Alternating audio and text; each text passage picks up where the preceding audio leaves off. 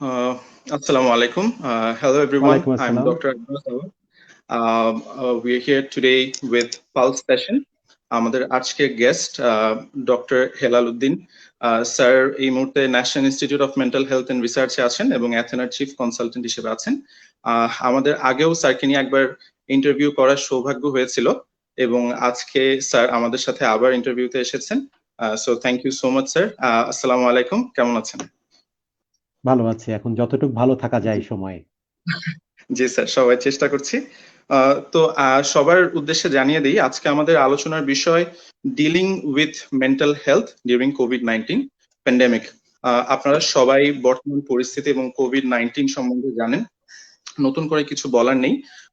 কিন্তু একটা বিষয় যে মানসিক স্বাস্থ্যের আসলে এই অবস্থায় সবার মানসিক স্বাস্থ্যের কি অবস্থা, সেই সিচুয়েশনটা নিয়ে ডিসকাস করাটা খুবই প্রয়োজন।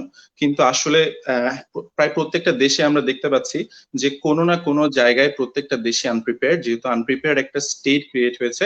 তো এই অবস্থায় আসলে মেন্টাল হেলথ নিয়ে আমরা কতটা ডিসকাস করতে পারছি বা আরো কতটা ডিসকাস করার স্কোপ আছে, সেই প্রশ্নটা দিয়ে স্যারের কাছে শুরু করতে চাই।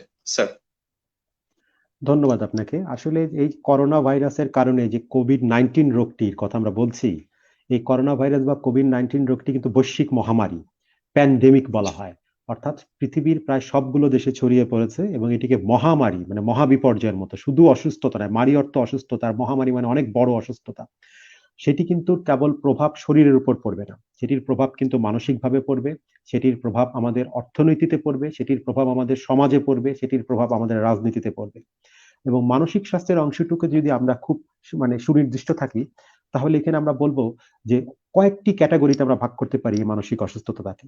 প্রথমত একটি হচ্ছে যাদের মধ্যে কোভিড-19 সংক্রমণ ঘটে গেছে, যারা কোভিড-19 এ ইতোমধ্যে সংক্রমিত হয়ে গেছেন যে ব্যক্তিরা, তাদের কিন্তু একটি মানসিক সমস্যার একটি মধ্যে দিয়ে তারা যাবেন।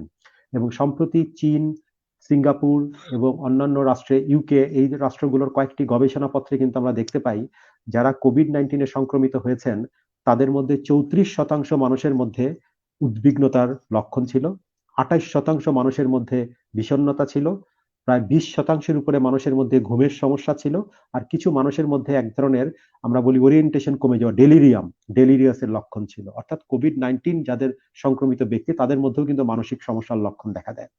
দ্বিতীয় স্টেপটি হচ্ছে, দ্বিতীয় আরেকটি বিষয় অনুষঙ্গ হচ্ছে যাদের মধ্যে আগে থেকেই কোনো মানসিক রোগ ছিলেন, যারা আগে থেকেই কোনো মানসিক রোগের জন্য ওষুধ খেতেন বা চিকিৎসাধীন ছিলেন, তাদের মানসিক সমস্যার লক্ষণগুলো আগের চাইতে বেড়ে যাবে। তৃতীয় অনুষঙ্গ যেটি খুবই গুরুত্বপূর্ণ, সেটি হচ্ছে যাদের কখনোই মানসিক সমস্যা ছিল না অথবা যারা কোভিড-19 এ সংক্রমিত হননি, কিন্তু এখন কোয়ারেন্টাইন, লকডাউন অথবা সাধারণ ছুটি যে কথাই বলি না কেন ঘরে অবস্থান করছেন, তাদের মধ্যে কিন্তু এক ধরনের মানসিক চাপ তৈরি হচ্ছে। এবং বিশ্ব স্বাস্থ্য সংস্থা বলছে যে কোভিড-19 এর এই প্যান্ডেমিক পর্যায়টি একটি অস্বাভাবিক পর্যায়। অর্থাৎ এই অস্বাভাবিক পর্যায়ে কিন্তু আমাদের এই মানসিক চাপ তৈরি হওয়া, আমাদের আতঙ্কিত হওয়া, আমাদের ভয় পাওয়া, উদ্বিগ্ন হওয়া, এটি স্বাভাবিক প্রতিক্রিয়া। কিন্তু আমরা যদি আতঙ্কিত হয়ে যাই, ভয় পেয়ে যাই, তাহলে কিন্তু আমাদের চিন্তা ভাবনাগুলো এলোমেলো হয়ে যাবে। তখন আমাদের শরীরের রোগ প্রতিরোধ ক্ষমতাগুলো কমে যাবে এবং আমরা সামগ্রিকভাবে কিন্তু এই করোনা মোকাবেলা করতে খানিকটা দুর্বল হয়ে পড়ব। তাই আমরা ভয় পাওয়াটা স্বাভাবিক হলেও আমরা কিন্তু আতঙ্কিত হব না। আমরা স্বাস্থ্য বিধিগুলো মেনে আমাদের এই করোনাটিকে দমন করার চেষ্টা করব। আমাদের হাতে যেটির নিয়ন্ত্রণ নাই সেটির দিকে আমরা দিকপাত করব না, সেটির দিকে তাকাবো না। আমাদের কাছে যেটুকু নিয়ন্ত্রণ, যেটুকু আমি যাকে কন্ট্রোল করতে পারি, স্বাস্থ্যবিধিগুলোকে কন্ট্রোল করতে পারি, আমার হাত ধোয়াটাকে কন্ট্রোল করতে পারি, আমার মুখে হাত না দেওয়াটাকে কন্ট্রোল করতে পারি, সামাজিক দূরত্ব আমরা কন্ট্রোল করতে পারি, এগুলো আমরা মেনে চলবো। তাহলে কিন্তু আমাদের এই সংক্রমণের ঝুঁকি থেকে আমরা দূরে থাকবো এবং আমাদের মানসিক স্বাস্থ্য ভালো থাকবে। Thank you so much sir, অনেক সুন্দর বলেছেন। এবং আপনি যে স্ট্যাটস গুলো দিলেন, এই স্ট্যাটস গুলো থেকে কিন্তু আমরা অনেকটাই মেন্টাল হেলথের আসলে ওভারঅল স্টেট কি এই প্যান্ডেমিকের সময় সেটা সম্বন্ধে একটা খুব ক্লিয়ার কনসেপশন পাচ্ছি। So thank you. তো স্যার যেটা বললেন যে এই মুহূর্তে আসলে আমাদেরকে মেন্টালি খুব স্ট্রং হতে হবে এবং রোগটাকে ভয় না পেয়ে যা যা মানলে রোগটা থেকে মুক্তি পাওয়া সম্ভব সেই নিয়মগুলোর দিকে আসলে নজর দিতে হবে। তো এই দিকেই প্রশ্নটা করবো স্যার, যে মেন্টাল স্টেটটাকে আসলে এই মুহূর্তে পজিটিভ অ্যাটিটিউড বা পজিটিভ মেন্টালিটি এই জিনিসটা কনস্ট্যান্টলি মেনটেন করার জন্য আমাদেরকে আসলে কি কি করতে হবে? প্রথমত হচ্ছে যে আমরা রোগটাকে একদম ভয় পাবো না তা কিন্তু না, আমরা রোগটাকে ভয় পাবো, কিন্তু ভয় পেয়ে আমরা ভয়ের প্রতিক্রিয়ায় খুব আতঙ্কিত হয়ে এলোমেলো চিন্তা, এলোমেলো কাজ করব না। আমরা খুব গোছানো রেজিমেন্টাল ওয়েতে খুব নিয়ম মেনে স্বাস্থ্যবিধিগুলো মেনে চলবো। কারণ ভয় যদি না পাই তাহলে তো আমাকে এই রোগটি সংক্রমিত করবে। ভয় না পাওয়ার ফল কিন্তু আমরা দেখতে পাচ্ছি চারিদিকে। যারা ভয় পাচ্ছেন না তারা বিভিন্ন জায়গায় জমায়েত হচ্ছেন, সামাজিক দূরত্ব মানছেন না, স্বাস্থ্যবিধি মানছেন না, ফলে ভয় পেতে হবে। কিন্তু ভয় পেয়ে আমরা এই ভয়ের কারণে আমাদের আচরণগুলোকে যেন এলোমেলো করে না ফেলি। ভয় পেয়ে আমরা সতর্ক হই। আর মানসিক অবস্থাকে স্টেটটাকে আমাদের পজিটিভ রাখার জন্য যেটি করতে হবে, প্রথম যে কাজটি করতে হবে সেটি হচ্ছে আমাদের দৃষ্টিভঙ্গি পাল্টাতে হবে। আমাদের দৃষ্টিভঙ্গি কিভাবে পাল্টাবো? আমরা একটি শব্দ বলি বা নিজেরা মনে করি আমরা ঘর বন্দি শব্দটা বলি। আমরা বলি যে আমরা তো বন্দি হয়ে আছি, ঘরে আছি। মূলত এই দৃষ্টিভঙ্গির এই জায়গাটাকে আমাদের আমূল পরিবর্তন করতে হবে। আমাদের বলতে হবে আমরা আসলে মোটেই যারা ঘরে আছি কেউ বন্দি না। আমরা ঘরেই মুক্ত আছি। ভাইরাস থেকে মুক্ত আছি, রোগ থেকে মুক্ত আছি, শঙ্কা থেকে মুক্ত আছি। যারা বাইরে যাচ্ছে এখন তারাই বরং বন্দি। তারা একটি ভাইরাসের কারাগারে বন্দী হয়ে যাবে। ফলে আমরা ঘরে আছি মানে মুক্ত আছি এবং এটি আমাদের মনে করতে হবে। আরেকটি জিনিস আমরা মনে করি যে ঘরে থাকি আমি কাজ করছি না।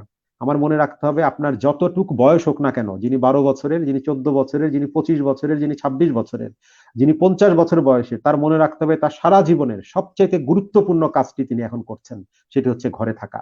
তার সারা জীবনের সবচেয়ে গুরুত্বপূর্ণ কাজ হচ্ছে এখন ঘরে থাকা। সুতরাং আমরা ঘরে থেকেই সবচেয়ে বড় কাজটি করছি আমার জীবনের। তৃতীয় বিষয়টি হচ্ছে আমরা কখনো কোনো গুজবে কান দেব না। কেবলমাত্র মাত্র নির্ভরযোগ্য সূত্র তথ্য থেকে প্রাপ্ত যে সংবাদগুলো আছে সেগুলো গ্রহণ করব। আমরা সামাজিক যোগাযোগ মাধ্যমে যা দেখব, যেই ছবি দেখব, যেটি জানবো সেটির উপর আমরা আস্থা রাখবো না। আমরা যাচাই করে নিব এটি কি সত্য নাকি এটি অসত্য। সেটি আমাদের খুব গুরুত্বপূর্ণ একটি বিষয়। আরেকটি হচ্ছে আমাদের সারাদিন করোনা করোনা করব না আমরা। আমাদের করোনা করোনা করে কিন্তু আমাদের ভীতিটা বেড়ে যাবে। বিশ্ব স্বাস্থ্য সংস্থা সুস্পষ্ট নির্দেশনা দিয়েছে দিনে 2বারের বেশি কোভিড-19 সংবাদ আপনি দেখবেন না। এছাড়া আপনার জীবনের আরো অনুষঙ্গ আছে, আরো অনেকগুলো কাজ আছে। আপনার পারিবারিক, সামাজিক, হোম ফ্রম অফিস সেগুলো করার চেষ্টা করবেন। কাজটা খুব কঠিন। এই সময় মন বসবে না, বইতে মন বসবে না, সিনেমা দেখতে মন বসবে না, কোয়ালিটি টাইম দিতে পারবো না। এটি আমরা কঠিন আমরা জানি। কিন্তু কঠিনকেই আমাদেরকে ভালোবাসতে হবে এখন। কঠিন কাজটি আমাদের করতে হবে। আমরা করোনার কাছে পরাজিত হতে চাই না বলেই কিন্তু করোনাকে দূরে রাখতে চাই। এটি আমাদেরকে খুব খুব গুরুত্বের সাথে নিতে হবে। থ্যাংক ইউ স্যার, খুবই সুন্দর বলেছেন। তো এই স্যারের এই কথাটা থেকে আমি একটা জিনিস আবার যদি হাইলাইট করে সবাইকে বলতে পারি যে প্লিজ আপনারা করোনা নিয়ে সারাদিন ডিসকাস করবেন না। এই এই পার্টিকুলার নিউজটা সবাই সবার কাছে স্প্রেড করুন, এবং বিশ্ব স্বাস্থ্য সংস্থা থেকে যেটা বলা হয়েছে যে দিনে আসলে 2বারের বেশি এই টপিকটা নিজের মুখেই আনবেন না, তাহলে সবচেয়ে ভালো হয়। এবং এটা খুবই এফেক্টিভ। আমি নিজে এই পন্থা ফলো করার চেষ্টা করছি এবং I am getting result, so it's a very positive news. Thank you sir. তো স্যার, যেহেতু আজকে মানসিক স্বাস্থ্য নিয়ে কথা বলছি, কিছু সাইকিয়াট্রিক ডিজিজের ব্যাপারে কথা বলতে চাচ্ছি। যে স্যার, আমাদের প্রচুর পেশেন্টস আছেন যারা ওসিডি বা অ্যাংজাইটি ডিসঅর্ডার, বাইপোলার ডিসঅর্ডার, বিভিন্ন ধরনের মানসিক সমস্যায় ভুগছেন। তো তাদের অনেকের ক্ষেত্রে দেখা যায় যে খুব রেগুলার ফলো আপের প্রয়োজন হয়। তো এই পেশেন্টরা এই মুহূর্তে কিভাবে তাদের ফলো আপটা করবেন বা রেগুলার মেইনটেনেন্সে থাকবেন, এবং বাসায় থেকেও কিভাবে তাদেরকে প্রপারলি এই অবস্থায় মেইনটেইন করা পসিবল বা তাদের মানসিক স্বাস্থ্যের দিকে সম্পূর্ণরূপে নজর দেওয়া সম্ভব, সেই ব্যাপারে যদি একটু বলতেন।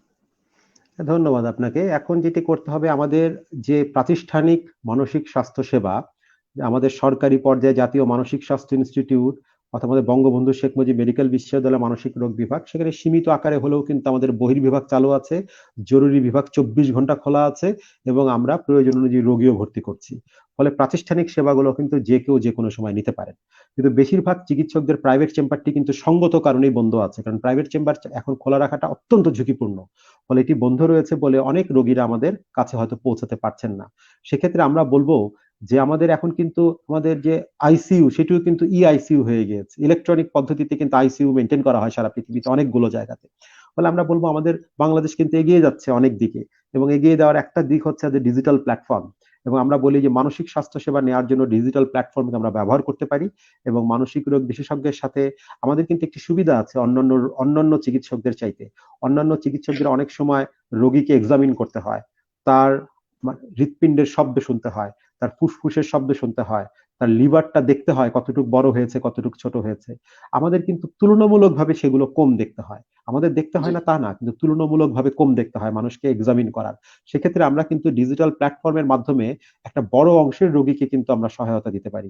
বিশেষ করে যারা আগে থেকে আমাদের কাছে চিকিৎসাধীন ছিলেন তারা ডিজিটাল প্ল্যাটফর্মের মাধ্যমে সহজেই আমাদের সাথে কিন্তু সংযুক্ত হতে পারেন, এবং সেখান থেকে করোনা পর্যায়ে কিন্তু তারা সময়টিতে আমাদের কাছ থেকে একটি চিকিৎসা নিতে পারেন। অনলাইনে, হোয়াটসঅ্যাপে যে কোনো ডিজিটাল প্ল্যাটফর্ম ব্যবহার করে এই চিকিৎসা সেবাটা নিতে পারেন, এবং আপনি জেনে খুশি হবেন এবং আপনার মাধ্যমে আমি সমস্ত ভিউয়ারদেরকে জানাতে চাই, বাংলাদেশ অ্যাসোসিয়েশন অফ সাইকিয়াট্রিস্ট এবং Bangladesh child and adolescent association for child and adolescent mental health, এখানে যারা আমাদের সাইকিয়াট্রিস্ট সাইকোলজিস্ট রয়েছেন সবাই মিলে মানসিক স্বাস্থ্যের পেশাজীবীরা, তারা কিন্তু একদম বিনা ফিতে একটি নির্দিষ্ট সময়ে তারা কিন্তু মানসিক স্বাস্থ্য সেবা প্রদান করছেন বিভিন্ন ধরনের ডিজিটাল প্ল্যাটফর্মে, এবং সেটি কিন্তু আমাদের সামাজিক যোগাযোগ মাধ্যমে আমাদের সবারই টেলিফোন নাম্বার বা এই জিনিসগুলো দেয়া আছে। ফলে আমরা বলবো যে আপনারা এই বিষয়গুলো জানার চেষ্টা করেন, এভাবে আমাদের কাছ থেকে সেবাটি নেওয়ার চেষ্টা করেন। Thank you so much sir.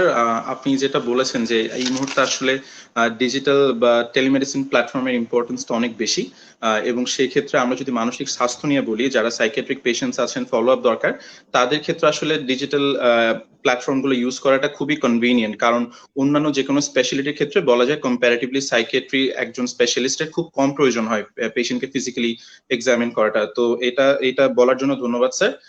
আরেকটা বিষয় জানতে চাচ্ছিলাম স্যার, যে পিটিএসডি অথবা পোস্ট ট্রমাটিক স্ট্রেস ডিসঅর্ডার যেটাকে আমরা বলি, এই রোগে আক্রান্ত বা এই রোগ থেকে ভুগতে থাকা কোনো পেশেন্ট যখন এরকম একটা সিচুয়েশনে পড়ছে, প্যান্ডেমিক বা এপিডেমিক বা এমন কোনো সিচুয়েশন যেখানে তাকে একটা কনফাইন্ড স্পেসের মধ্যে বেশ লম্বা সময় ধরে থাকতে হচ্ছে, তো এরকম একটা সিচুয়েশনে তার পিটিএসডি সিচুয়েশন বা পিটিএসডির যে সিমটম গুলো, সেই উপসর্গগুলো কি অ্যাগ্রাভেট করার কোনো পসিবিলিটি আছে, বা অ্যাগ্রাভেট করলে সেটাকে আমরা কিভাবে সামলাতে পারবো? প্রথমত আমরা আপনাদেরকে পিটিএসডির যে পুরো এলাবোরেশন সেটি যদি বলি, এটি অর্থ হচ্ছে পোস্ট ট্রমাটিক স্ট্রেস ডিসঅর্ডার, অর্থাৎ ট্রমার পরে যে তীব্র মানসিক চাপ হয় সেই মানসিক চাপজনিত রোগটিকে আমরা বলি পিটিএসডি। ফলে যিনি এই মুহূর্তে কোভিড-19 সংক্রমণে ভুগছেন বা কোভিড-19 যুক্ত ব্যক্তি, তার মধ্যে কিন্তু এই মুহূর্তে পিটিএসডি পাওয়া যাবে না। পিটিএসডিটি হবে পরবর্তীতে, করোনা পরবর্তী পর্যায়ে, যখন তিনি এই বিষয়টা থেকে বের হয়ে আসবেন, এই রোগ থেকে বের হয়ে আসবেন, তখন তার মধ্যে এই সময়কার দুঃসহ স্মৃতিগুলো তার মধ্যে থাকবে। এবং এটি কেবল কিন্তু যারা কোভিড-19 সংক্রমিত হয়েছেন, পজিটিভ হয়েছেন তারা নন, যারা আমরা আজকে এই প্যান্ডেমিক অতিবাহিত করছেন প্রত্যেকেই, যাদের কোভিড-19 সংক্রমণ হয়নি কিন্তু যারা এই সময় থেকে এই দুর্বিষহ অবস্থায় একটি মহা দুর্যোগকে প্রত্যক্ষ করছেন, তাদের প্রত্যেকেরই কিন্তু পিটিএসডি হওয়ার একটা আশঙ্কা আছে। এবং সেটি কিন্তু এখন হবে না, সেটি আরো পরে, 3 থেকে 6 মাস পরে বা আরো পরে এই পিটিএসডি দেখা দিবে, কখনো কখনো আরো একটু আগেও দেখা দিতে পারে, কিন্তু এটি পরবর্তী পর্যায়ে দেখা দিবে। একই সাথে আমি কোভিড-19 সংক্রমণযুক্ত ব্যক্তির মধ্যে এই মুহূর্তে পিটিএসডি হবে না, এই মুহূর্তে হবে উৎকণ্ঠা, এই মুহূর্তে হবে বিষণ্ণতা, এই মুহূর্তের মধ্যে হবে অ্যাকিউট স্ট্রেস বা তীব্র মানসিক চাপ, এই মুহূর্তে হবে ঘুমের সমস্যা। জি, বুঝতে পেরেছি স্যার, ধন্যবাদ। স্যার, ডাক্তার সমাজকে নিয়ে একটু কথা বলতে চাচ্ছিলাম। আমরা দুজনই ডাক্তার, তো এই বিষয়ে একটু বলি যে স্যার, আমাদের প্রচুর ডাক্তার ভাই বোনরা এই মুহূর্তে ফিল্ডে আছেন, কাজ করছেন এবং এই রোগের বিরুদ্ধে সর্বোচ্চ চেষ্টা করছেন সার্ভিস দেওয়ার, সরকারি খাতে হোক বা বেসরকারি খাতে হোক। কিন্তু অনেক সময় দেখতে পাচ্ছি আমাদের যারা বিভিন্ন কলিগ ডক্টরস যারা বিভিন্ন হসপিটালে বা হেলথ সেক্টরে আছেন, দেখা যাচ্ছে সার্ভিসটা খুব সাহসিকতার সাথে দিলেও তারা মানসিকভাবে অনেকটাই বিপর্যস্ত। অনেকের মধ্যে এই ভীতিটা কাজ করছে যে আমি যদি বাসায় যাই আমার পরিবারের অন্যান্য সদস্যরা আক্রান্ত হতে পারে কিনা, বা আমি যদি আইসোলেশনে যাই কোন জায়গাটায় গেলে আমি সেফলি থেকে বাকিদেরকেও সেফ রাখতে পারবো, বা নিজেও পেশেন্ট হ্যান্ডেল করার সময় অনেক সময় দেখা যাচ্ছে যে পেশেন্ট আসলে পজিটিভ নাকি নেগেটিভ এই বিষয়টা অ্যাসিওরেন্স না থাকার কারণে অনেক সময় তারা খুবই মানসিকভাবে বিপর্যস্ত হয়ে পড়ছেন, এবং হসপিটাল থেকে আসার পরের যে সময়টাতে তাদের রিল্যাক্স করা দরকার এত বড় একটা কাজ করার পর, সেই সময়টা তারা অনেকটা ডিপ্রেশনে ভুগছেন। তো এই ব্যাপারে আপনি কি বলবেন? ধন্যবাদ আপনাকে। আমরা বলি যে আমরা যারা চিকিৎসক, আমরা যারা এই কোভিড-19 প্রথম সারির সৈনিক, যারা ফ্রন্ট লাইনার বলি আমরা নিজেদেরকে, আমাদের প্রত্যেকটি চিকিৎসক, নার্স, স্বাস্থ্যকর্মী আসলে কেউ কিন্তু মানসিকভাবে বিপর্যস্ত বলে আমি মনে করি না। আমরা কারো মনোবল কম বলে আমরা মনে করি। আমরা বলি সকলেই কিন্তু সর্বোচ্চ মনোবল নিয়ে, মানসিক শক্তি নিয়ে তারা কিন্তু এই যুদ্ধটি চালিয়ে যাচ্ছেন। কিন্তু অসুবিধাটা হচ্ছে কোথায়? আমাদের মনোবলের ঘাটতি নাই। আমাদের সমস্যাটা রয়েছে আমরা মনোকষ্টে ভুগছি মাঝে মাঝে। আমরা যথেষ্ট পরিমাণে যে জায়গা থেকে উৎসাহিত হওয়ার দরকার, যেখান থেকে আমরা উৎসাহ পাওয়ার দরকার, সেখান থেকে হয়তো আমরা উৎসাহের বদলে অনেক সময় তিরস্কার পাচ্ছি। ফলে আমাদেরকে যথাযোগ্য মূল্যায়ন না হওয়ায় এবং দীর্ঘদিন ধরে আমাদের দেশের স্বাস্থ্য খাতকে আমরা যেভাবে অবহেলা করে এসেছি, চিকিৎসকদেরকে যেভাবে আমরা খুব সমাজের অন্তজ একটি জায়গায় রেখেছি, এবং আমরা দেখতে পেয়েছি এই সময়েও আমাদের একজন চিকিৎসক ভাই কিন্তু আপনারা জানেন তিনি করোনা যুদ্ধে যে তিনি নিজের জীবনকে উৎসর্গ করেছেন, আমাদের ডাক্তার মঈনুদ্দিন, উনি সিলেট মেডিকেল কলেজের সহকারী অধ্যাপক ছিলেন। তাহলে আমরা দেখতে পাচ্ছি যে এই সময়টিতে কিন্তু চিকিৎসকদের গুরুত্ব এই সময়েও কিন্তু আমাদের আশেপাশের যারা রয়েছেন তারা কিন্তু এখন উপলব্ধি করার মতো অবস্থায় আসতে পেরেছেন বলে আমি ব্যক্তিগতভাবে একজন চিকিৎসক হিসেবে মনে করি না। বলে আমরা বলবো, আমরা এখনো দেখছি যে সমাজের বিভিন্ন নীতি নির্ধারক পর্যায় থেকেও চিকিৎসকদের উপরে বিভিন্ন ধরনের তিরস্কার, বিভিন্ন ধরনের প্রজ্ঞাপন, বিভিন্ন ধরনের নেতিবাচক কিছু আদেশ আমরা পেয়েছি।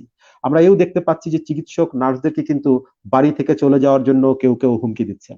তবে এর বিরুদ্ধে এর এর এর এর উল্টো দিকে কিন্তু আশার চিহ্ন আমরা দেখতে পাচ্ছি। আমরা দেখতে পাচ্ছি একটি এক ধরনের বিতর্কিত প্রজ্ঞাপন জারি করার পরপরই 12 ঘন্টার মধ্যে সেটিকে প্রত্যাহার করা হয়েছে, কারণ যারা দিয়েছিলেন তারা বুঝতে পেরেছিলেন যে এটি সঠিক নয়।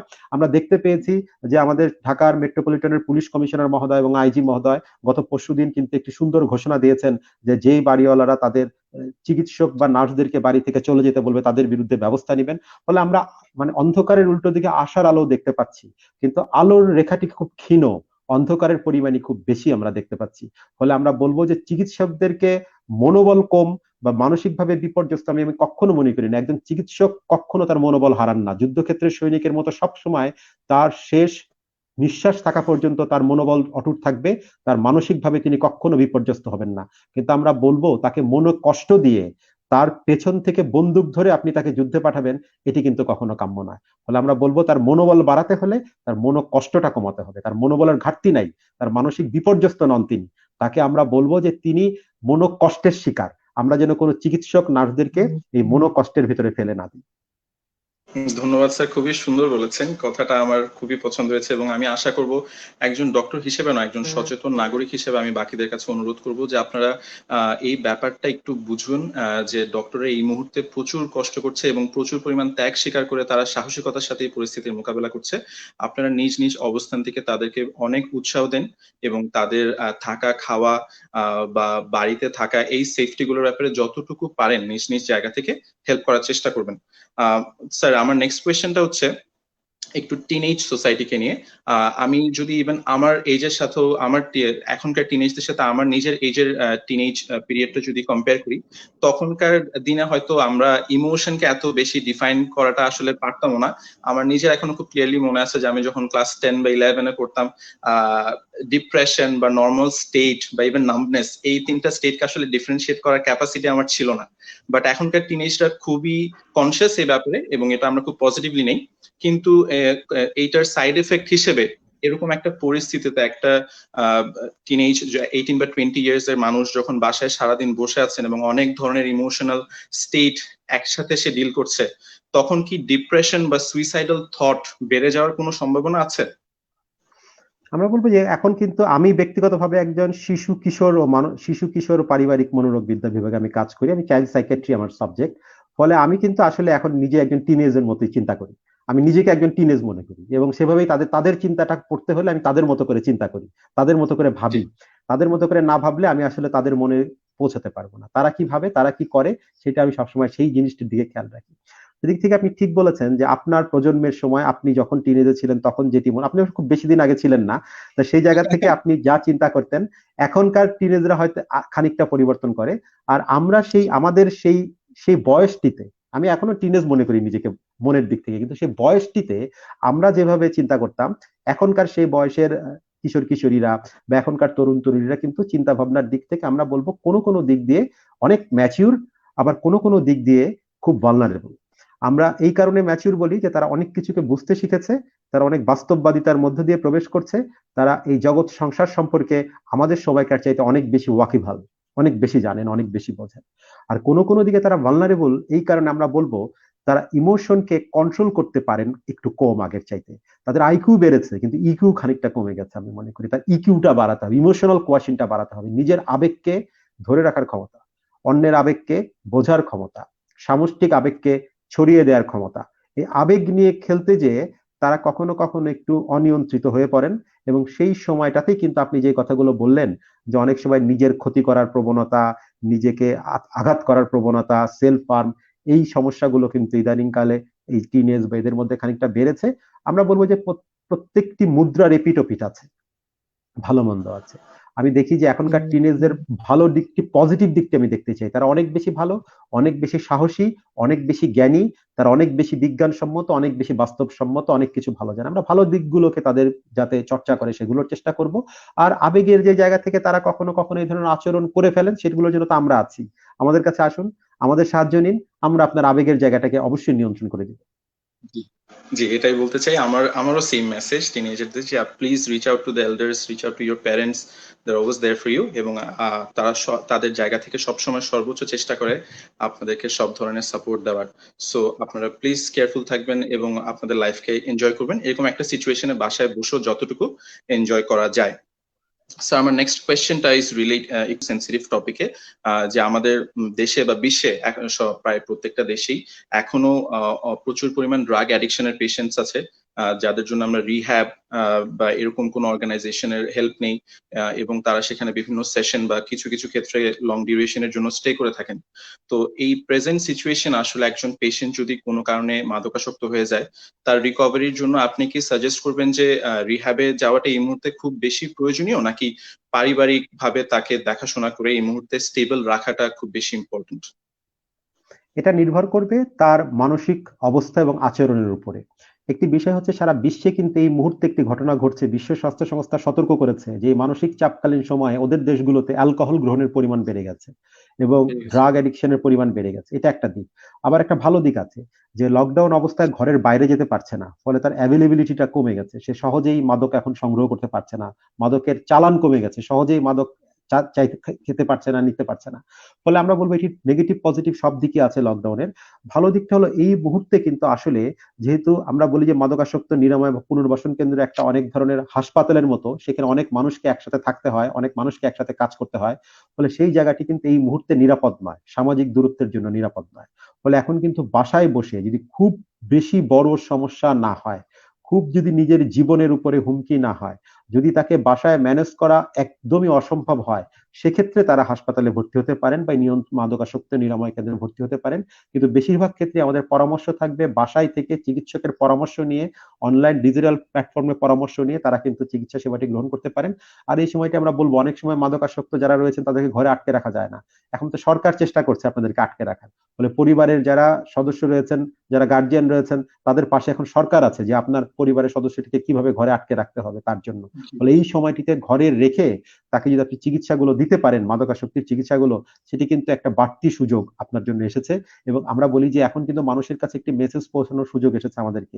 যারা মাদক গ্রহণ করেন অথবা যারা বিশেষ করে ধূমপায়ী, তারা কিন্তু কোভিড-19 এর জন্য খুবই ঝুঁকিপূর্ণ এবং তাদের কিন্তু মৃত্যু হারও বেশি। ফলে এখন কিন্তু উপযুক্ত সময়, যারা ধূমপান করছেন, অন্য মাদক গ্রহণ করছেন, এই কোভিড-19 এর সময়টিতে আপনারা মাদক থেকে নিজেরা সরে আসুন এবং মাদক মুক্ত হয়ে যান। Very well shed sir. আমরা আশা করব যে এই মেসেজটি দেখার পর সকল যারা ধূমপায়ী আছেন বা অন্যান্য মাদকাসক্ত অবস্থায় আছেন, তারা সর্বোচ্চ চেষ্টা করবেন আপনাদের স্বাভাবিক জীবনে ফিরে আসার এবং কোমরবিডিটি ক্রিয়েট করতে পারে এরকম যে কোনো স্বভাব ত্যাগ করার। স্যার, যেটা বলতে চাই যে আমরা এই মুহূর্তে দেশে দেখছি যে শহর অঞ্চলের বাইরে গ্রামের দিকে বা মফস্বলের দিকে যে দুটো ব্যাপার, একটা হচ্ছে লকডাউন ব্রেক করার প্রবণতাটা অনেকটা বেশি দেখা যাচ্ছে।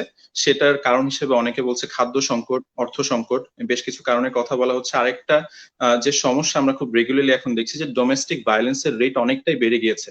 তো সেই ক্ষেত্রে আপনি এটাকে কি শিক্ষা ব্যবস্থার কোনো সমস্যা বলবেন, নাকি আসলে তাদের যে রেগুলার রুটিন লাইফ সেটা থেকে একটা ডেভিয়েশন হবার কারণে অনেকটা ক্লুলেস হয়ে তারা এই কাজগুলো করছে?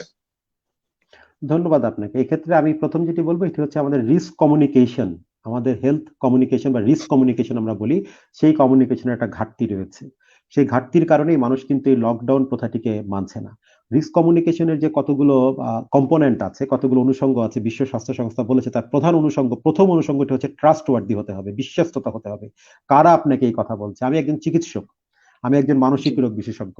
আমি যদি যে একটি বিল্ডিং দেখে বলি যে বিল্ডিংটি তো ভঙ্গুর হয়ে গেছে, যে কোনো সময় পড়ে যাবে, কেউ কিন্তু বিশ্বাস করবে না, বলবে উনি বোধহয় মানসিক রোগী হয়ে গেছেন, ওনাকে হাসপাতালে ভর্তি করেন। কিন্তু এই কথাটি যদি একজন প্রফেসর অফ আর্কিটেকচার ডিপার্টমেন্টের অধ্যাপক, তিনি যদি ওই বিল্ডিংটি দেখে, বা একজন স্ট্রাকচারাল ডিজাইনার ইঞ্জিনিয়ার, উনি যদি বিল্ডিংটি দেখে বলেন যে বিল্ডিংটি এখন পড়ে যেতে পারে, তাহলে সবাই কিন্তু দুরদার করে সে বিল্ডিং থেকে বের হয়ে আসবে। এর কারণ কি? কারণ মানুষ জানেন যে উনি ওই বিষয়ে বিশেষজ্ঞ এবং উনি কথা বললে মানুষ সেটি মানবেন। আমি জি। কিন্তু কথা বললে মানুষ এই বিল্ডিং ভেঙে যাবে এই কথা বললে মানুষ মানবে না। তাহলে রিস্ক কমিউনিকেশনের ক্ষেত্রে আমাদের ঘাটতিটা কোথায়? আমরা কাদের দিয়ে কিভাবে এই স্বাস্থ্য বিধিগুলো মানুষকে জানিয়েছি, এই লকডাউনকে জানিয়েছি, সেটির জায়গায় আমাদের মনে হয় একটা রিস্ক কমিউনিকেশনের ঘাটতি রয়েছে। এটা বিজ্ঞান। এটা আমার মনে হওয়াটা নয়। এটা একটা বিজ্ঞান যে রিস্ক কমিউনিকেশনের ঘাটতি আছে। আমরা মানুষের ভাষায়, সাধারণ মানুষের ভাষায়, কমিউনিটির ভাষায় এই কমিউনিকেশনের কথাগুলো বলতে পারিনি বলেই তারা কিন্তু আমাদের কথাগুলো মানছেন না। খাদ্যের ঘাটতির জন্য মানুষ বাইরে আসছে এটা আমরা মনে করি না। আমরা কয়েকদিন আগে একটি ঘটনা শুনেছি আমাদের একজন পুলিশ কর্মকর্তা বন্ধুর কাছ থেকে, যে তিনি বলেছেন যে ২,০০০ টাকার চেক পকেটে নিয়ে একজন মানুষ ঘুরে বেড়ায়। এই ২,০০০ টাকার চেক হচ্ছে তার এক ধরনের রাস্তায় ঘুরে বেড়ানোর পাস। তাকে পুলিশ ধরলে উনি বলে ব্যাংকে যাচ্ছি, এটা দিয়ে আমি টাকা ভাঙাবো। তার মানে কি, তিনি এই বিষয়টাকে আসলে রিস্ক কমিউনিকেশনের জায়গা থেকে তার ঝুঁকিটাকে আমরা তাকে বোঝাতে পারি নাই, যে বাইরে গেলে আপনার কতটুক ক্ষতি হবে বা আপনি কতটুক বিপদের মধ্যে পড়ে যাবেন। সেটার কারণেই কিন্তু আমাদের বলবো যে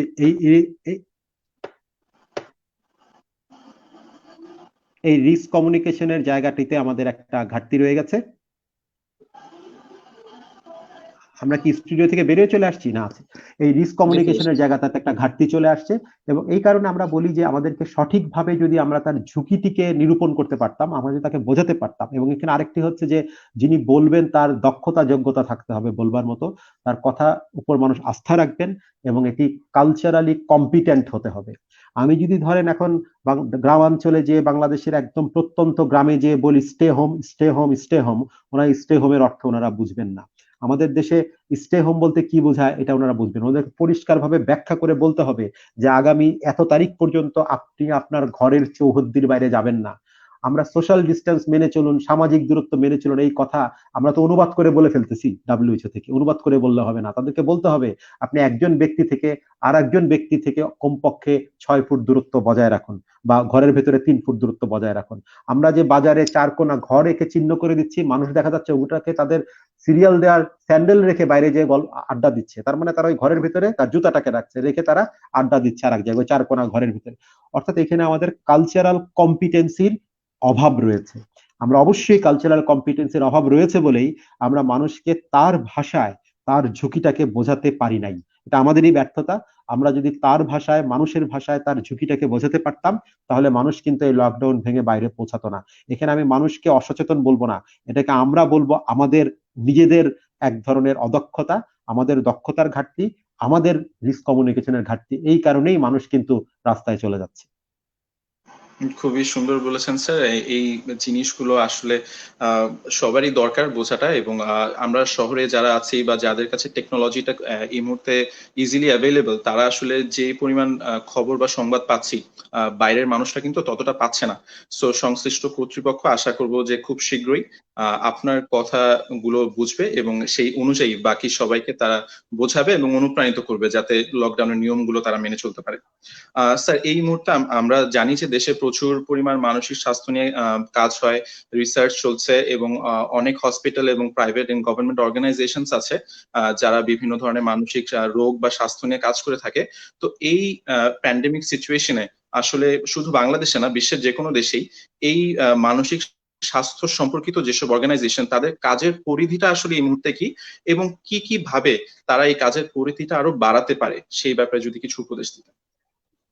আমরা বলবো যে এখন কিন্তু আগামী শতাব্দী যে কোনো কারণেই হোক মানসিক স্বাস্থ্যের জন্য খুব গুরুত্বপূর্ণ। সেটি কেবল আমাদের যে করোনা ভাইরাস বা এই কোভিড-19 প্যান্ডেমিক তার জন্য নয়।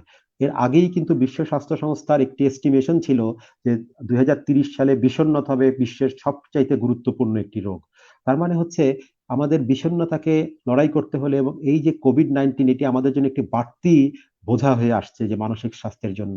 আমাদের কিন্তু এই প্যান্ডেমিকটি হয়তো কেটে যাবে। আমরা অবশ্যই আশাবাদী। একটা সময় আমি থাকবো কিনা, অন্যেরা থাকবে কিনা আমরা জানি না। কিন্তু প্যান্ডেমিক বা কোভিড-19 কিন্তু কোভিড-19 এর পরবর্তী পর্যায়ে মানুষ কিন্তু থাকবে, বিশ্ব কিন্তু থাকবে। ফলে সেই বিশ্বে মানুষের সাথে মানুষের সম্পর্ক কিরকম হবে? আমরা কি মানবিক হব নাকি স্বার্থপর হব? আমরা কি রাষ্ট্রগুলোর মধ্যে একটা সংহতি তৈরি করব নাকি রাষ্ট্রগুলো আরো যোজন যোজন দূরত্বে চলে যাবে একজন আরেকজন থেকে? আমরা কি মানসিকভাবে কাছে আসবো নাকি আমরা শারীরিকভাবে আরো দূরে চলে যাব, মানসিকভাবে আরো দূরে চলে যাব? এই বিষয়গুলো বলার মতো পরিস্থিতি কিন্তু এখনো আমাদের মধ্যে আসেনি। কিন্তু এই কথা নিশ্চিত যে করোনা পরবর্তী পৃথিবীতে মানুষের মানসিক স্বাস্থ্যের একটা ব্যাপক পরিবর্তন ঘটবে, এবং সেই পরিবর্তনটি ইতিবাচক হলে আমাদের সকলের জন্য মঙ্গল, আর সেই পরিবর্তনটি নেতিবাচক হলে আমাদের সকলের জন্য কিন্তু আরো একটি কঠিন সমস্যা অপেক্ষা করছে। প্যান্ডেমিকের পরে আমরা পোস্ট প্যান্ডেমিক মেন্টাল হেলথ ক্রাইসিসটাকে কিভাবে নিয়ন্ত্রণ করতে পারি।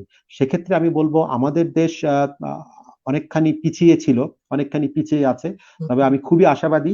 আজকের একটি সংবাদের কারণে আমি খুবই আশাবাদী, সেটি হচ্ছে আপনি জানেন আজকে বাংলাদেশের সরকার 17 সদস্য বিশিষ্ট একটি টেকনিক্যাল কমিটি গঠন করেছে আমাদের করোনা ভাইরাস নিয়ন্ত্রণের জন্য, বিশেষজ্ঞ যারা দেশ বরেণ্য বিশেষজ্ঞ চিকিৎসক আছেন তাদের নিয়ে। এবং আমি অত্যন্ত আনন্দিত এবং অত্যন্ত মানে খুবই কৃতজ্ঞ সরকারের কাছে যে সেখানে কিন্তু আমাদের একজন মানসিক স্বাস্থ্য বিশেষজ্ঞ সেই কমিটিতে আছেন। অর্থাৎ সরকার কিন্তু এই বিষয়টি উপলব্ধি করতে পেরেছেন যে মানসিক স্বাস্থ্যের গুরুত্ব এই প্যান্ডেমিক সিচুয়েশনে আছে, এই করোনা ভাইরাসে আছে। এটি কেবল ভাইরাস জনিত একটি রোগ নয়, এটি একটি ভাইরাস জনিত মহামারী, যা আমার দেহকে আক্রান্ত করবে, যা আমার মননকে আক্রান্ত করবে, যা আমার অর্থনীতি, সমাজ, রাজনীতি সবকিছুকে বদলে দেবে।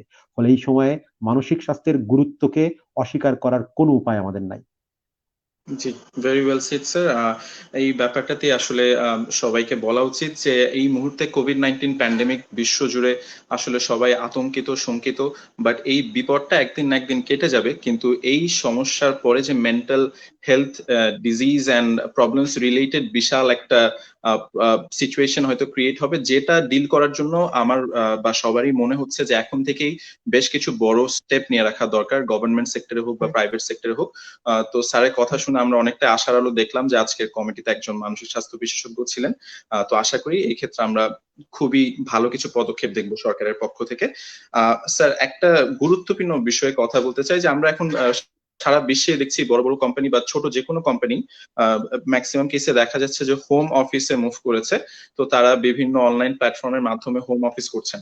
তো এই ক্ষেত্রে যেটা বলতে চাই যে আমরাও যেমন হোম অফিস করছি, তো আসলে বাসায় অফিস করাটা এটা তো এমনিতে একটা কমপ্লিটলি নিউ এক্সপিরিয়েন্স, আমরা আসলে কারোই এই এক্সপিরিয়েন্সটা ছিল না। তো অনেক সময় দেখা যাচ্ছে বাসায় আছি, এই ব্যাপারটা যেমন এনজয় করছি, বাট হঠাৎ কাজ করতে করতে অফিসের ওয়ার্ক ফ্লো এর মধ্যে আসলে বাসায় আছি নাকি অফিসে আছি, এই ব্যাপারটাতে নিজেরাই বাসায় বসেই কনফিউজড হয়ে যাচ্ছি। তো এই লাইফ, এই অফিস অ্যান্ড হোম লাইফটা কিভাবে ব্যালেন্স করে চলা সম্ভব, এবং এমপ্লয়ীদের মেন্টাল হেলথ রিলেটেড কি কি স্টেপস নেওয়া উচিত ইন অর্ডার টু এনশিওর যে প্রত্যেকটা এমপ্লয়ির মেন্টাল হেলথ এই মুহূর্তে অপটিমাম স্টেটে আছে? ধন্যবাদ। এটি প্রশ্নের উত্তর দেওয়ার আগে আমি আরেকটি ইস্যু ছিল যেটি বলতে ভুলে গেছি, আপনি প্রশ্ন করেছিলেন সেটির একটু উত্তর দিয়ে নিই।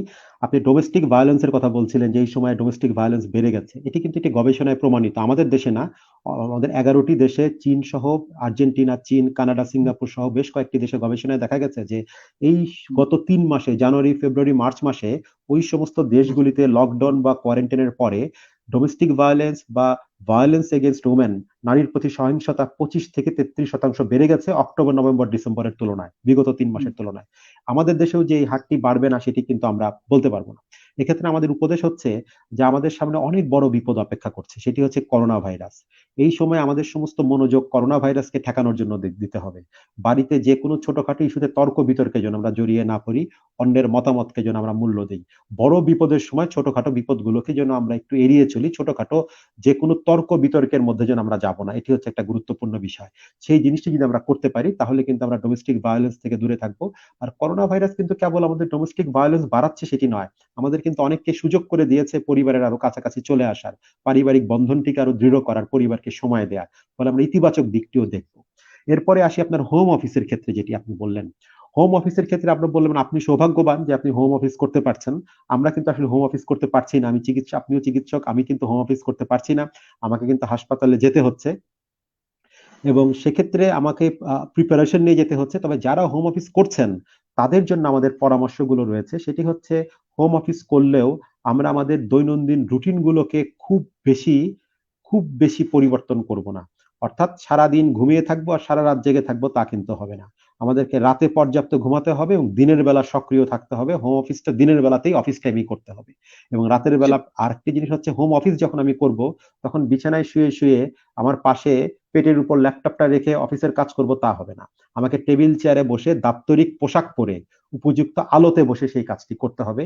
দিনের একটা বড় সময় আমাকে জানালার পাশে থাকতে হবে, ডে লাইটের ওরিয়েন্টেশন থাকতে হবে এবং আমরা যখন অফিসের কাজটি করার ক্ষেত্রে আপনি বললেন কি হবে, আন্তঃব্যক্তিক সম্পর্কগুলো ঠিক রাখতে হবে। মেজাজ খিটখিটে হয়ে গেলেও কারো সাথে কোনো দ্বন্দ্বে জড়ানো যাবে না এবং হোম অফিস যখন করবেন তখন সবচেয়ে বেশি দায়িত্ব হচ্ছে অফিসের যিনি প্রধান বস, তার দায়িত্ব সবচেয়ে বেশি। আমি বলবো তিনি তার কর্মীদেরকে মনোবল ভালো রাখার জন্য, চাঙ্গা রাখার জন্য কিভাবে তার কর্মীদেরকে প্রণোদনা দিতে পারেন, সে কিভাবে তার কর্মীদেরকে আরেকটু উজ্জীবিত করতে পারেন। সুতরাং বসের দায়িত্ব এখানে সবচেয়ে বেশি।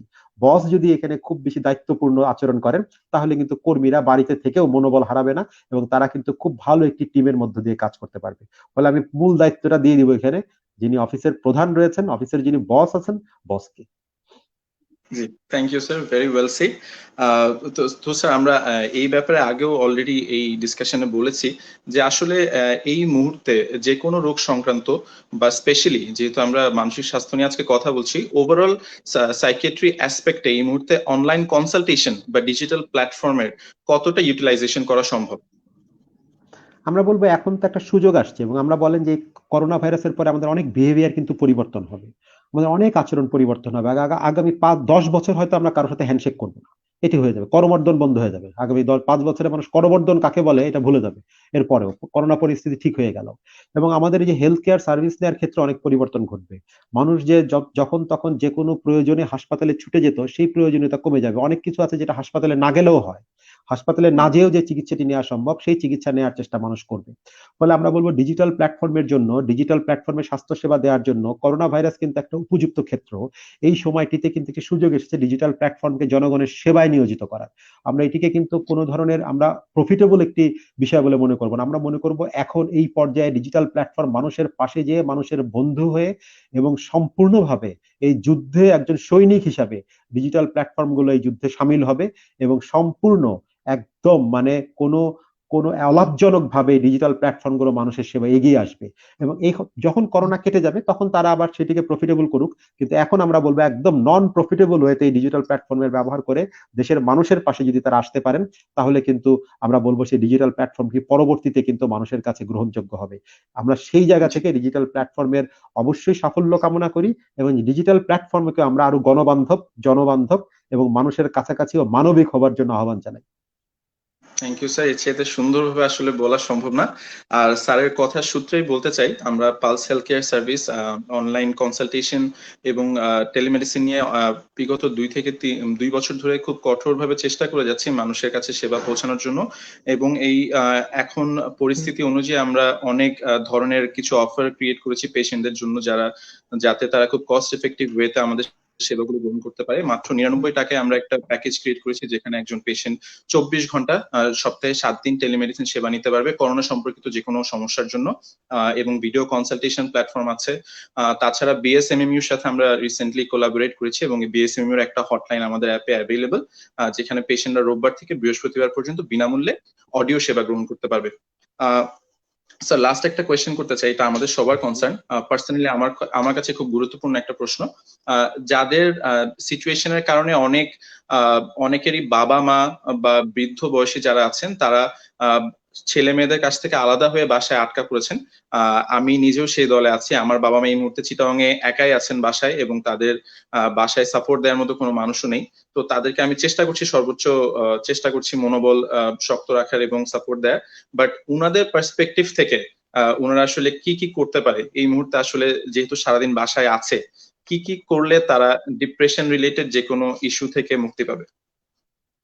আমরা বলবো যে প্রথমতই হচ্ছে যে আমাদের প্রথম কথাতেই থাকবে আগের মতোই যে সারাদিন তারা করোনা বা কোভিড-19 এটা নিয়ে তারা ব্যস্ত থাকবেন না। তাদেরকে আমরা বলবো যে তারা অবশ্যই তাদের যে দৈনন্দিন কাজগুলো রয়েছে, অন্যান্য কাজগুলো রয়েছে সেগুলো করবেন। যেই বিষয়গুলোতে তাদের নিয়ন্ত্রণ আছে, আমি শুরুতেই বলেছি, সেই বিষয়গুলো তারা বেশি বেশি চর্চা করবেন। আর যেই বিষয়টির উপর তাদের নিয়ন্ত্রণ নাই সেই বিষয়টা নিয়ে চিন্তা করারও তাদের কোনো প্রয়োজন নাই। আরেকটি হচ্ছে আমাদের সামাজিক দূরত্ব মানে অর্থ কিন্তু মনের দূরত্ব না। আমাদের মন কিন্তু সমাজের চেয়ে বহুগুণ বড়, মন শরীরের চাইতেও বহুগুণ বড়। সুতরাং মন সবার আগে চলে। আমাদের কিন্তু বলা হয়েছে মনো সেত্তা মনো মায়া মনো পূর্বঙ্গমা, অর্থাৎ মন বাতাসের চাইতে আগে চলে এবং মন সবচেয়ে দ্রুত গতি সম্পন্ন। ফলে আমরা বলবো তিনি যত দূরেই থাকুক না কেন তিনি আপনার মনেই আছেন, এবং আপনি যত দূরেই থাকেন না কেন আপনি বাবা মার মনের মধ্যেই আছেন। ফলে মনের সাথে যে মনের কানেক্টিভিটি, এই কানেক্টিভিটি আপনি কোনো 4G 5G নেটওয়ার্কের চাই দিয়ে যুক্ত করতে পারবেন না, তার চাইতে আরো বড় কানেক্টিভিটি। ফলে আমরা বলবো মানসিকভাবে আপনি আপনার প্রিয়জনের সাথে কানেক্টিভিটিটাকে বজায় রাখুন। এই কানেক্টিভিটির উপরে পৃথিবীর কোনো কানেক্টিভিটি হতে পারে না। সেই জায়গা থেকে যে তিনি যদি মনে করেন যে আপনি তার মনের সাথে কানেকশন আছেন, তাহলে তিনি কখনো নিজেকে হতাশ মনে করবেন না, একা মনে করবেন না, ইনসিকিউর মনে করবেন না। তবে একটি কথা থেকে যায় যে অনেক সময় যে কখনো কখনো কিছু বিপদ চলে আসতে পারে। এখন যেমন করোনা ভাইরাস থেকে শুরু করে যে কোনো ধরনের স্বাস্থ্যগত বিপদ আসতে পারে। আমরা বলবো এই ধরনের যারা রয়েছেন তাদের জন্য, বিশেষ করে যাদের একটু বয়স হয়েছে বা কোনো কোমরবিড রয়েছে, অন্যান্য রোগ রয়েছে, তাদের জন্য স্বাস্থ্য সেবা পাওয়ার যে উপায়গুলো আছে সেগুলো আগাম তৈরি করে রাখতে হবে। আমরা বলি প্রিপেয়ার্ডনেস, আগে থেকে রেডি রাখতে হবে যে অসুখ হলে কোথায় যাব, কাকে ফোন করব, কোন চিকিৎসকের কাছে যোগাযোগ করব, গাড়ি কোথায় পাবো, কোন হাসপাতালে আমি যাব, ওষুধ কি কোত্থেকে পাবো, মানে প্রত্যেকটি জিনিস আগে থেকে ওয়েল প্রিপেয়ার থাকতে হবে। এবং এটা অনেকটা একদম মানে এখন আমরা যুদ্ধক্ষেত্রে আছি, আমরা বলছি সবসময় আমরা যুদ্ধের মধ্যে আছি। বলে যুদ্ধক্ষেত্রে যেভাবে আমাদেরকে সদা সতর্ক থাকতে হয়, এখন আমাদেরকে সদা সতর্ক থাকতে হবে।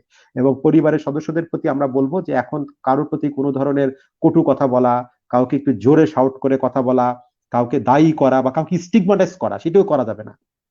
যে অমুকের তো বয়স হয়ে গেছে, উনি বয়স্ক, ওনার তো ডায়াবেটিস আছে, তার মানে কোভিড-19 ওনার হবেই, এই ধরনের কোনো কথা বলা যাবে না। সাকসেস স্টোরি শোনাবো আমরা যে 80 বছরের উপরের মানুষও কিন্তু কোভিড-19 থেকে মুক্ত হয়ে সুস্থ হয়ে বাসায় ফিরেছে, আমাদের দেশেই, পৃথিবীর অন্য দেশে তো আছেই। সুতরাং এই সাকসেস স্টোরি গুলো তাদেরকে শোনাবো। আমরা দেখি যে অনেক সময় আমাদের পরিবারের যারা বয়োবৃদ্ধ মানুষ আছেন, প্রবীণ আছেন, তারা অনেক সময় ঘরে থাকতে চান না, তারা একটু বাইরে চলে যেতে চান, তারা লকডাউনটাকে হয়তো সেভাবে মানতে চান না। আমরা তাদেরকে বলবো আপনি আপনার জন্য নন, আপনার পরিবারের যাকে সবচেয়ে বেশি ভালোবাসেন তার জন্য হলেও আপনি ঘরে থাকেন, আপনার প্রিয়জনের জন্য আপনি ঘরে থাকেন, আপনার জন্য নয়। আপনার প্রিয়জনকে ভালোবাসতে, প্রিয়জনকে বাঁচিয়ে রাখতে, প্রিয়জনকে করোনা মুক্ত রাখতে আপনি ঘরে থাকেন। সুতরাং আমাদের কার কাছে কিরকম অ্যাপ্রোচ হবে সেটা নির্ভর করবে আমাদের আমাদের প্রকাশভঙ্গির উপর, আমরা কাকে কিভাবে কনভিন্স করতে পারি। সেই কথাটি আমরা একটা পর্যায়ে বলেছিলাম যে আমাদের রিস্ক কমিউনিকেশনের ঘাটতি রয়ে গেছে, যে আমরা আমাদের সাধারণ মানুষকে কনভিন্স করার ক্ষেত্রে আমাদের যোগ্যতা দক্ষতার অভাব ছিল। আমাদের যোগ্যতা দক্ষতার অভাব ছিল বলেই সাধারণ মানুষ আজকে লকডাউন মেনে রাস্তায় চলে আসছেন। যে সাধারণ মানুষের কোনো দোষ নয়, তাদের অসচেতনতা নয়, এটা আমার অযোগ্যতা, এটা আমার অদক্ষতা। থ্যাংক ইউ স্যার এটা বলার জন্য, এবং আমি আশা করি আমরা সবাই পজিটিভ মেসেজ গুলো রিসিভ করব। স্যার আমাদের লাইভ সেশন থেকে কিছু কোয়েশ্চেন আসছে, এই কোয়েশ্চেন গুলোর মাধ্যমে আমরা হয়তো শেষ করব। একটা কোয়েশ্চেন বেশ কয়েকবার এসেছে, সেটা হচ্ছে স্যার আমরা অনেকে ফিজিক্যাল ফিটনেস নিয়ে সবসময় একটা চিন্তায় থাকি, খাদ্যাভ্যাস মেনে চলার চেষ্টা করি, কিছু ডায়েট রেজিমস মেনটেন করি। তো এই মুহূর্তে আসলে ফিজিক্যাল ফিটনেস মেনটেন করাটা কতটা important compared two maintaining a good mental fitness? এই মুহূর্তে ফিজিক্যাল ফিটনেস মেনটেন করা স্বাভাবিক অবস্থার চাইতেও কয়েক গুণ বেশি। যখন লকডাউন ছিল না, কোয়ারেন্টাইন ছিল না, তার চাইতে এই মুহূর্তে কয়েক গুণ বেশি। এটি শুধুমাত্র অন্যের দিক থেকে নয়, বিশ্ব স্বাস্থ্য সংস্থার কথা আমি পরে আসবো, আগে আমার ব্যক্তি স্বাস্থ্য সংস্থার কথা আমি বলি। ব্যক্তিগতভাবে আমি যেটি করছি সেটি হচ্ছে আমার ইদানিং মানে খাদ্য গ্রহণের পরিমাণ বেড়ে গেছে। অর্থাৎ আমি নিজে কিন্তু আগের চাইতে একটু বেশি খাদ্য গ্রহণ করছি এই এই লকডাউনের মধ্য দিয়ে। ফলে আমরা দেখতে পাচ্ছি সেটা আমাদের ওজন বেড়ে যাওয়ার একটি আশঙ্কা আছে। ফলে আমরা বলবো যে এই মুহূর্তে আমাদের ফিজিক্যাল ফিটনেসের জন্য বিশ্ব স্বাস্থ্য সংস্থা বলেছে ঘরের ভিতর হালকা ব্যায়াম করার জন্য, প্রতি 30 মিনিট পর পর 5 মিনিট হাঁটাহাঁটি করবার জন্য, সারাদিন ডিভাইস ব্যবহার না করে শারীরিকভাবে একটু সক্রিয় থাকার জন্য, ব্যায়াম করবার জন্য, ইয়োগা বা যোগ ব্যায়াম করার জন্য, মেডিটেশন করবার জন্য, মাইন্ডফুল রাখার জন্য। এবং আরেকটি খুব গুরুত্বপূর্ণ, আমরা বলেছি যে হাসুন, জোরে জোরে হাসুন। আপনার গলা খারাপ হলেও, আপনার গলায় সুর না থাকলেও আপনি গান গান। এখানে কোনো গবেষণায় প্রমাণিত হয় নাই যে গান গাইলে বা হাসলে করোনা ভাইরাস সংক্রমণের ঝুঁকি বেড়ে যায়। ফলে আপনি হাসতে থাকুন, আপনি গান গাইতে থাকুন, আপনি বাড়িতে আপনার হাঁটাহাঁটি ব্যায়াম এগুলো করতে থাকুন। আপনি নিজের ভেতরে এক ধরনের উজ্জীবনা নিয়ে আসুন। আপনি যদি খুব বিমর্ষ হয়ে পড়ে থাকেন, ভাইরাস কিন্তু আপনাকে আগে সংক্রমণ করবে, এটা সত্য। ফলে আপনাকে সবসময় ভাইরাসের বিরুদ্ধে যে আপনি চাঙা আছেন, ভাইরাসের বিরুদ্ধে যুদ্ধের জন্য যে আপনি প্রস্তুত আছেন, সেই ধরনের একটি প্রস্তুতি নিয়ে, একটা যুদ্ধংদেহী ভাব নিয়ে আপনাকে বাড়িতে থাকতে হবে। ফলে এখানে শুয়ে বসে সারাদিন ঘুমিয়ে থেকে কোনো লাভ হবে না। আপনাকে হাঁটাহাঁটি করতে হবে, শারীরিকভাবে সক্রিয় থাকতে হবে, এবং ভাইরাস আসলে তাকে প্রতিহত করতে পারেন এই ধরনের মনোবল এবং শারীরিক বল দুইই আপনার থাকতে হবে। Very well shed sir. আমরা সবাই চেষ্টা করব আপনার উপদেশগুলো মেনে চলার এবং মানসিক স্বাস্থ্যকে গুরুত্ব দিয়েই শারীরিক সক্ষমতা অনুযায়ী ফিজিক্যাল ফিটনেস মেনটেন করার। স্যার আরেকটা কোয়েশ্চেন কয়েকবার রিপিটেড হয়েছে এখানে, যে আমরা সবাই স্যার অনেকটাই অ্যান্টিসিপেট করতে পারছি from discussions from different countries. অনেক ইকোনমিস্টরা বলছেন যে কোভিড-19 হয়তো একদিন শেষ হবে, বাট এটার কারণে সামনে যে অর্থনৈতিক মন্দা আসছে সেটা হয়তো একটা ম্যাসিভ আকার ধারণ করবে খুব শীঘ্রই। তো অনেক মানুষ আছেন যারা মধ্যম আয়ের মানুষ, যারা নিম্ন আয়ের মানুষ, তারা অনেকেই এই ব্যাপারটা নিয়ে এই মুহূর্তে খুবই চিন্তিত। চাকরি হারানোর ভয় বা উপার্জন হারানোর ভয়। তো এই ভয়টা থেকে আসলে মুক্তি মেলা কিভাবে সম্ভব, যেহেতু তারা জানেন না যে তাদের ভবিষ্যতে কি আছে? এই বিষয়টা থেকে আসলে তো মুক্তি খুব সহজ নয়, কারণ এই ভয় তাদের মধ্যে থাকবেই। কিন্তু এই শঙ্কা বা ভয় থাকলেও আমরা কিন্তু একটি উপদেশ তাদেরকে দেব, যে এই কোভিড-19 বা করোনা ভাইরাসের সংক্রমণ তাদের জীবন জীবিকার উপর আঘাত আনবে, এটা সত্যি। তাদের উপর আঘাত আনবে, তারা কিন্তু অর্থনৈতিকভাবে বিপর্যস্ত হবেন। এ কথা কিন্তু মিথ্যা নয়। কিন্তু আমরা বলবো তার যে দক্ষতা ছিল, তার যে যোগ্যতা ছিল, তিনি যদি বেঁচে থাকেন, ভাইরাস কিন্তু তার দক্ষতা যোগ্যতাকে কেড়ে নিতে পারবে না। ফলে আমরা আমাদের দক্ষতা যোগ্যতাকে কিন্তু আমরা সবসময় একদম সামনের সারিতে রাখবো, যে আমার দক্ষতা যোগ্যতাকে আমরা সবসময় উচ্চে রেখে দিব। আমার দক্ষতা আছে, আমার যোগ্যতা আছে, আমি যদি বেঁচে থাকি তাহলে দক্ষতা যোগ্যতা দিয়ে আমি আবার আমার জীবন জীবিকাকে নতুন করে গড়ে নিতে পারবো। আর এই ভাইরাস থেকে, এই corona virus, pandemic, lockdown, quarantine থেকে আমাদের কিছু অনেক কিছু শিক্ষার আছে। আমরা আশা করি আগামী শতক বলতে আমরা বলছি যে আগামী করোনা পরবর্তী যে দশকটি, করোনা পরবর্তী যে সময়টি আসবে 1 বছর 2 বছরের মধ্যে, সেটি একটি জ্ঞান ভিত্তিক সমাজ হবে, নলেজ বেস সোসাইটি হবে। এবং সেখানে কিন্তু আমাদের এখন যে আমরা করোনার আগে আমাদের যে অনেক অপচয় আমরা করতাম, আমরা অনেক বেশি বিলাসী জীবনযাপন, যে ভোগবাদিতা ছিল, যে কনজিউমার সাইকোলজি, কনজিউমার সোসাইটি ছিল একটা, সেই কনজিউমার সোসাইটি থেকে কিন্তু আমরা আসলে বের হয়ে আসতে পারবো। আমি এটাকে খুব ইতিবাচক একটি পরিবর্তন বলে মনে করি।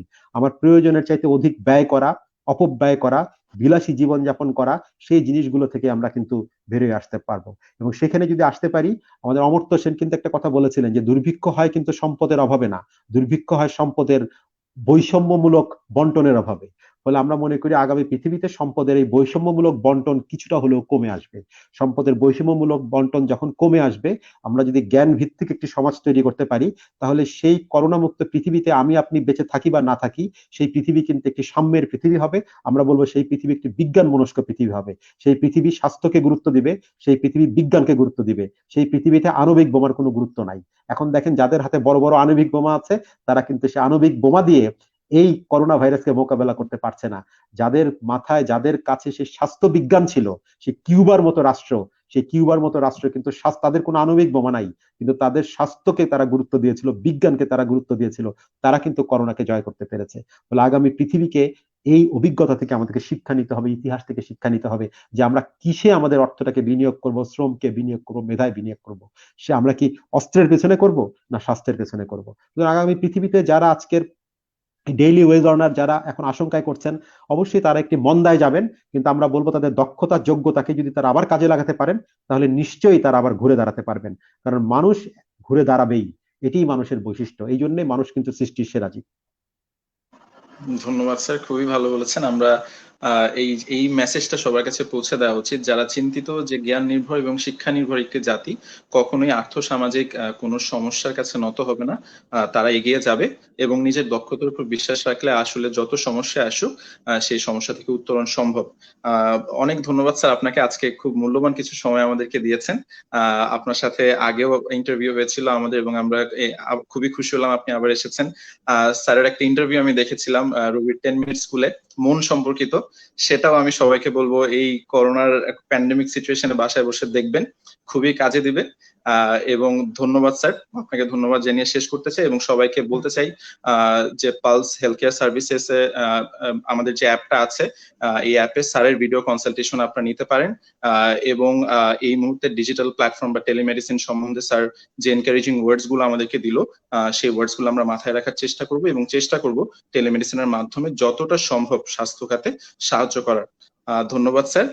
ইনশাল্লাহ আবার দেখা হবে আপনার সাথে এবং আপনি চাইলে সবার উদ্দেশ্যে কিছু বলে শেষ করতে পারেন।